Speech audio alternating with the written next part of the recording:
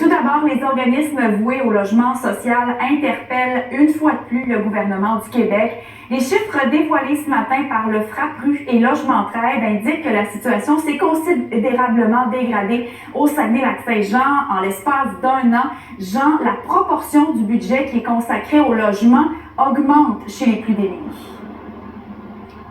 Voilà, tout ça débute en fait avec le taux d'inoccupation donc qui est en baisse de façon importante, pas seulement à Saguenay, mais également à Alma et Roberval. On parle beaucoup plus près du 0% que de 2%. Conséquence, évidemment, le coût des logements augmente. Bon, l'hébergement touristique peut être un facteur, sauf que le coût des logements augmente, donc au moment où le revenu médian du Saguenay-Lac-Saint-Jean est de 7 600 $ inférieur à l'ensemble du Québec. Donc, il y a de plus en plus de gens qui consacrent une partie importante de leur budget au logement, plus de 50% dans plusieurs cas, et une personne, un ménage en fait sur 25 dans la région, affecte plus de 80% de son budget pour se loger là-dessus. La coordonnatrice de Logement Trade.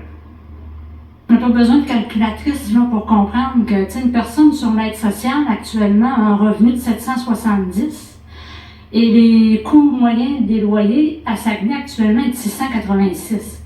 Fait qu'il reste quoi, 84 $ par mois pour combler ses autres besoins, se nourrir, se vêtir, les loisirs, on n'y pense pas, se soigner. Alors, tu sais, ça c'est des chiffres, mais en même temps, c'est des êtres humains, là.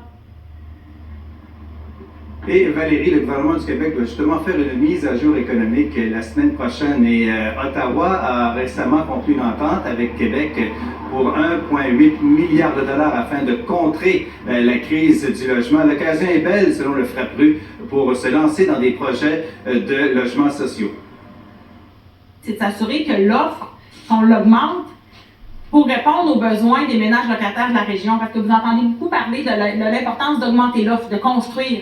Mais ce qu'on dit, c'est que si on fait juste construire n'importe quoi, quand on regarde la capacité de payer des ménages locataires dans la région, ben si on construit des logements à 2500 $, on va créer un problème d'inabordabilité. Et c'est ce problème d'inabordabilité-là qu'on voit actuellement qui est grandissant partout au Québec.